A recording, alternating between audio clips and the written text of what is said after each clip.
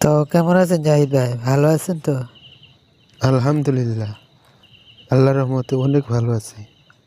তো তোমার খবর কি? তুমি কেমন আছো? এই তো, আল্লাহ শুক্রিয়া, অনেক ভালো আছি। আল্লাহ ভালোই চালাইতেছে। কিরে ওয়াসিম, আজকাল দেখছি তুই ঘর থেকে বাইরে হচ্ছিস না। কোনো সমস্যা হয় নাই তো? আরে না না, এমনি ভালো লাগছে না তাই বাইরে হচ্ছে না। না বললে হবে না, কিছুই তো একটা হয়েছে যার জন্য ঘর থেকে বাইরে হচ্ছিস না। আজ তোকে বলতেই হবে।